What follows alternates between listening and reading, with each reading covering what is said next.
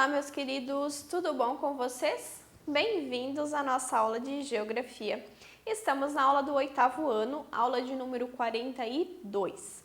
Eu sou a professora Flaviane e, como sempre, peço para vocês não deixem de ter em mãos os materiais. Caderno, caneta, lápis, borracha, tudo o que for necessário para as suas anotações. Assim como vocês têm em sala de aula, tenham em mãos agora nessa nossa aula também, né? Todo esse material que vocês vão assistir aqui, que a gente vai conversar, vocês vão fazer suas anotações e mais tarde vão poder responder com mais facilidade as atividades e vão também ter nessa prática da fixação do conteúdo. Então não deixem de ter em mãos os materiais, porque eles fazem parte da nossa aula sim. E vamos então ao tema da nossa aula de hoje. Hoje nós temos a nossa última aula sobre o tema Paisagens Naturais da América Latina. Então tivemos duas aulas anteriores, né, nas quais a gente viu as condições físicas, climáticas, hidrográficas, né, dessa região, para que tudo isso em conjunto, mais a ação humana, então compõe, né, faz parte da paisagem, daquilo que nós podemos enxergar. E na aula passada a gente começou a ver então alguns pontos, né, alguns locais, a viagem, como eu falei para vocês, que nós estamos fazendo pelas paisagens da América Latina. Hoje a gente vai ver alguns outros pontos, vamos ter outras paradas, né, e vamos encerrar então esse tópico hoje. O objetivo da nossa aula hoje é reconhecer as paisagens naturais da América Latina. Então a gente vai continuar e vai ver alguns outros pontos.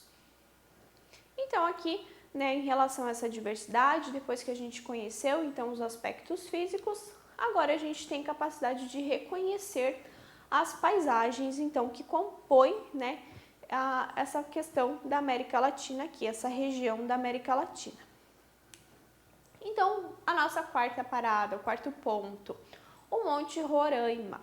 No ano de 1595, durante a colonização britânica e espanhola, então houve ali, né, um período que essa região, né, não do território brasileiro, mas dos outros territórios ao entorno ali, foi descoberta então a incrível Montanha de Cristal.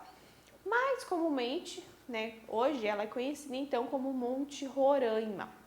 Porém, só foi escalado pela primeira vez no ano de 1884 pelo aventureiro então Everald Intan. Então essa pessoa, né, esse aventureiro, ele escalou pela primeira vez em 1884. Apesar de já ter sido registrado esse local em 1595, ele só foi de fato explorado em 1884. O Monte Roraima, então, ele está localizado na tríplice fronteira da Guiana, Venezuela e Brasil. Então, são esses três territórios aqui que fazem, né, fronteira ali. O Monte Roraima faz a fronteira desses três territórios. É dividido da seguinte maneira, então, qual que é a proporção de cada país ali nessa divisão fronteiriça? 5% da sua área pertence ao Brasil, 10% pertence à Guiana e os outros 85% pertencem à Venezuela.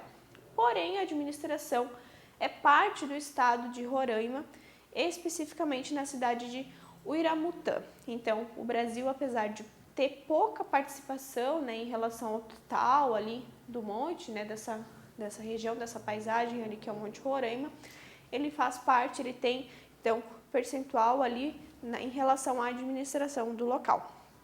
Para as pessoas que querem escalar esse local, que querem escalar o monte, a entrada é pela Venezuela. Então é necessário ir até a Venezuela e lá vai ter entrada para que se possa ter essa escalada do monte. Hoje em dia é aberto, né, é mais fácil, é necessário autorização para subir e tudo mais. Porém, você consegue, né, escalar esse local, você consegue visitá-lo. Então aqui a gente tem, ó, o Monte Roraima, ou, né, Montanha de Cristal, como foi primeiramente conhecido. É formado então por falésias. Falésias, elas são formações rochosas caracterizadas por serem litorâneas, porque é o limite de encontro com o mar. O que é falésia? Deixa eu voltar aqui para a gente ver o que é falésia. Deixa eu só voltar o slide aqui. Aqui, ó, gente, esse slide aqui, ó. Falésia. Tá vendo essa caída aqui, ó? Isso aqui é falésia. Por quê? Imagina que, né, tenha um mar aqui, o mar ele vai agir, as ondas vão agir e vão estar escavando esse relevo aqui. Então, esse tipo de paredão aqui, ó, que nós temos é chamado falésia. Então, teria, né, é mais comumente no litoral, né, justamente por isso, por esse trabalho do mar aqui, escavando, então, esse paredão. Então, ele é formado por essas falésias ali, né, possui um formato de platô e é cercado, então, por vegetações da savana e da floresta tropical. Então, esse formato de platô, ó, em cima aqui, o topo dele é reto e a gente tem, então, ao entorno dele, ó, a gente tem essa savana, né, essa região aqui com baixos tipos de vegetação, né, mais gramíneas aqui e um pouco de floresta aqui no entorno. Sua formação principal se deu pelo elevado índice de chuva, então pluviométrico. Chove muito naquela região, o que culminou então com a formação das cavernas e das pseudokarst. Meu Deus, professor, o que é pseudokarst? É esse tipo de formação aqui, é uma formação calcária e que com a ação então das intempéries forma, ó, como se fossem cavernas, ó, caminhos por dentro da rocha. É como se, vocês já ouviram falar, agora é uma associação assim só para que vocês entendam, vocês já ouviram falar de quem toma muito Coca-Cola, fica com osso fraco, fica com buracos no osso? É como se fosse isso, devido à ação das intempéries, a ação do tempo, nesse calcário aqui, nesse tipo de rocha, então vai formando buracos, né? Mais ou menos isso para vocês entenderem. Então, pseudokarst, karst vem de calcário, então é por isso que a gente tem esse tipo de formação aqui. A fauna e a flora se adaptaram a essas condições geológicas e ao clima da região. Por isso, a enorme presença de plantas carnívoras, que capturam insetos para suprir a sua necessidade de nutrientes. Então, a gente tem uma flora e fauna adaptada, né, a essa região aqui. Então, o que a gente consegue encontrar lá no topo do Monte Roraima? Ó?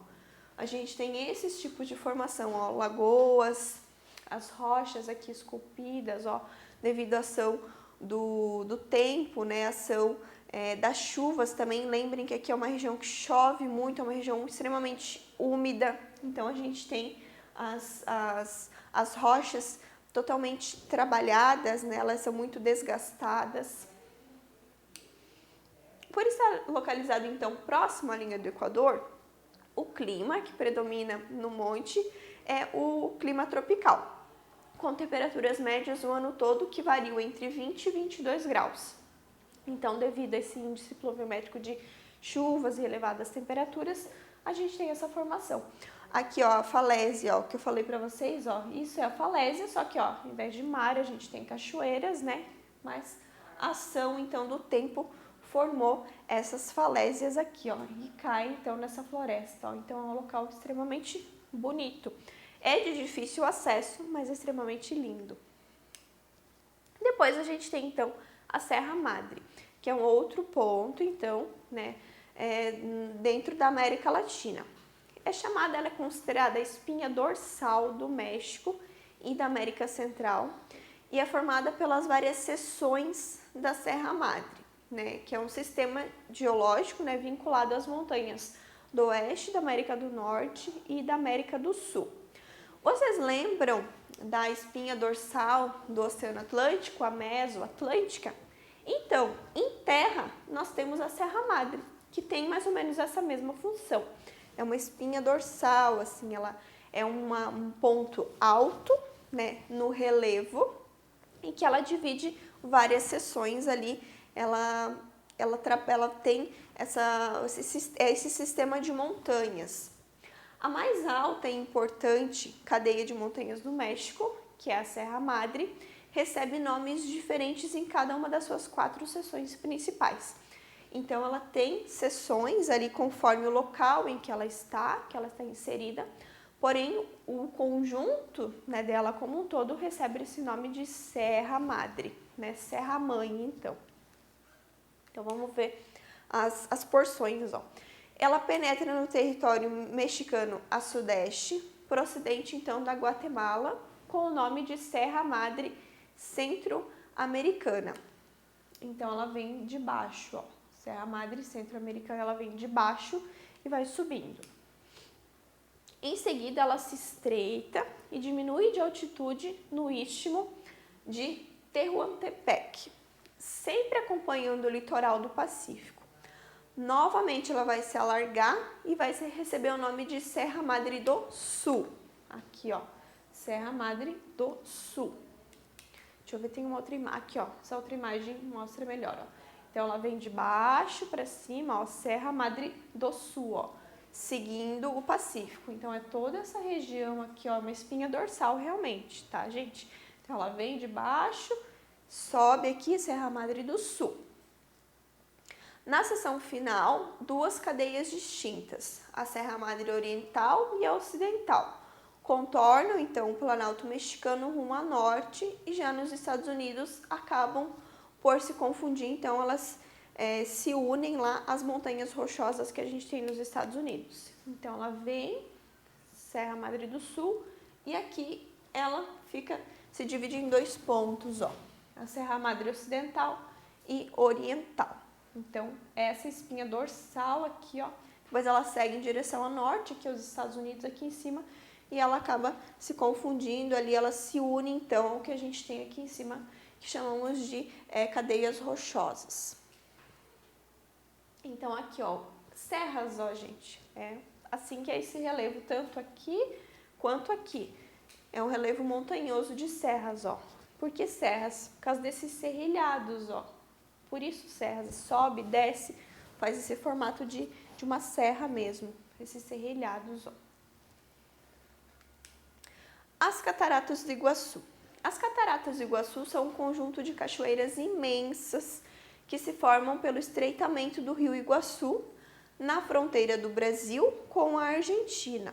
O nome Iguaçu vem da língua guarani, que quer dizer água boa, maravilhosa, água grande. São 275 quedas d'água que têm alturas variadas, entre 60 e 82 metros, em um conjunto que forma, então, né, esse conjunto de quedas d'água tem o formato de uma ferradura. Com 2,7 quilômetros de extensão, as Cataratas do Iguaçu são 3 vezes maiores que uma outra catarata bem conhecida no mundo, que são as Cataratas do Niágara, na América do Norte. Então, aqui, ó, esse conjunto de quedas da água, ó, formato de uma ferradura, ó, uma meia-lua, ó, uma ferradura. Então, esse conjunto de quedas da água que formam, né, o que nós conhecemos como Cataratas do Iguaçu. Então, na fronteira, né, com o Brasil e a Argentina. A gente tem o lado brasileiro e o lado argentino das cataratas. Salar de Uyuni. O que é o Salar de Uyuni, então? Fica entre Potosí e Oruro, na Bolívia, com seus mais de 10.500 quilômetros quadrados. O Uyuni já foi antes um grande e profundo lago, que pelas condições climáticas, né, que a gente teve, grandes mudanças climáticas no planeta, esse lago ele secou. E quando ele secou, aquele sal que estava no fundo dele ficou lá. Então, ficou essa camada espessa de sal, formando assim o que nós conhecemos hoje como o salar. Então, esse grande deserto, esse grande local de sal. Está localizado em um planalto, em aproximadamente 3.600 metros de altitude. Então, altura e altitude, lembrem dessa diferenciação. A altura é do chão até aqui, a minha altura, e a altitude é em relação a gente tem por base o nível do mar. Então, a altura e a altitude são diferentes. Eu tenho 1,60 e a altitude que eu estou, né, em relação ao nível do mar é acima dos 800 metros. Então, 3.600 metros de altitude, próximo ao início da Cordilheira dos Andes. As temperaturas, então, desse local, do salar, elas são diferentes de um deserto comum. São bem amenas durante o dia e à noite elas são extremamente frias, atingindo até temperaturas negativas. Então, onde que está localizado esse salar? Ó, aqui, ó, Salar de Uyuni está aqui. Então, dentro do território boliviano que ele está localizado, ó. E próximo, então, do início aqui, a gente tem a Cordilheira dos Andes. Então, essa região aqui, ela foi um dia um grande lago que, ao secar, devido nessas mudanças climáticas aos quais o planeta sofreu ao longo, né, dos anos, ao longo da sua formação. Lembrem que também tem o trabalho tectônico, né, tem a formação, então, aqui dos Andes, né, que teve envolvimento com esse trabalho tectônico ali. Então, secou, né, esse lago que tinha e o que ficou foi esse grande deserto de sal, que é isso aqui, ó, hoje em dia. Aqui, o que acontece? Onde vocês estão vendo espelhado aqui, é uma fina camada de água sob o sal que forma esse grande espelho. Então, tem muita gente que faz, né, essas trip roads, ó, vão de carro até lá, eles partem aqui da Bolívia, ó, né, dessas cidades ao entorno, em direção ao salar aqui, e depois eles seguem em direção ao Peru, ó, do Brasil. O Brasil já tá aqui, ó, então vem pra Bolívia, vem pra cá, ó, tem o Paraguai, aqui tem a Argentina. Então, tem pessoas que fazem, né, tem várias paradas, tem rotas, né, a serem feitas. Se vocês procurarem na internet, tem várias rotas. Então, um dia mais tarde, né, quando vocês estiverem mais velhos, é um passeio bem interessante para fazer. Imagina, ó, um espelho, ó, muito legal, né? E a gente tem também as Ilhas Galápagos. O arquipélago de Galápagos é composto de 3 ilhas principais, 6 menores e várias outras ilhotas. Elas se situam ao longo da linha equatorial, no Oceano Pacífico, a 1000 quilômetros a oeste do Equador. Então, esse arquipélago pertence ao Equador. O arquipélago se distribui por uma área de 59.500 quilômetros quadrados. Essas ilhas, elas têm origem vulcânica e alguns vulcões, né, dessa região ali, eles ainda estão em atividade. A paisagem, então, aquilo que a gente consegue ver, é composto de montanhas, crateras, penhascos, não existe muita chuva e a temperatura média é de 25 graus. Então, até pela localização ali, ó, ao longo da linha do Equador, por estar nessa linha equatorial, a elevada temperatura, então, desse local. As Ilhas Galápagos, olha só as águas, gente, olha só o mar. Então, essas várias ilhas e ilhotas aqui. Esse local, nessa região, Ilhas Galápagos, aqui ficou conhecido, ficou famosa, graças ao cientista Charles Darwin. Foi a partir, né, da sua visita a esses locais aqui, essas ilhas, as Ilhas Galápagos, que ele pôde desenvolver, então, a sua teoria da evolução das espécies. Quando ele pôde, né, ele observou, ele estudou as plantas e os animais da região, no século XIX. A teoria da evolução das espécies explica como os seres vivos se transformaram e se adaptaram com o passar das gerações, mudando sua biologia para sempre. Então, Charles Darwin visitou ali, estudou e viu como as espécies elas se alteravam conforme as condições às quais elas estavam expostas. Então, existiam espécies, até hoje existem espécies que só se encontram aqui. Pode existir um animal parecido em outro local, mas a forma, né, a espécie em si, ela só está distribuída aqui. Então, a partir dessas observações das plantas também, similaridades entre uma e outra, ele pode desenvolver a sua teoria, então, da evolução das espécies. Foi a partir da visita às Ilhas Galápagos e é por isso que elas são famosas até hoje. Aqui onde está, ó, Ilhas Galápagos, ó. Elas pertencem ao Equador, então. E aqui eu deixo, então, para vocês como sugestões, um vídeo e uma galeria de imagens. O vídeo, ele mostra alguns desses locais que a gente viu e tem mais fotos, mais imagens, mais detalhes para vocês, né? Assistir um vídeo é bem interessante, então acessem esse link aqui, deixo como sugestão para complementar, então é um material extra à nossa aula, que vocês vão conseguir ver outros locais, outras paisagens belíssimas que nós temos então aqui na região da América Latina. Mostra também outros locais aqui dentro do Brasil, inclusive, e a gente tem uma galeria de imagens também. Essa galeria de imagens mostra, ela é bem maior, então tem muitos outros locais além desses que a gente visitou nessas duas aulas aí que a gente viu com mais afinco as paisagens em si. Então deixo para vocês como sugestão, como material extra, para que vocês conheçam mais então sobre a região que a gente vive também, porque lembrando que o Brasil faz parte da América Latina, então para que vocês conheçam os nossos vizinhos aí e as paisagens que compõem a região que a gente vive. Não deixem então de fazer as suas atividades, tá ok? Espero que vocês tenham feito as anotações necessárias também para que respondam essas atividades e nós nos vemos na nossa próxima aula. Tchau, tchau!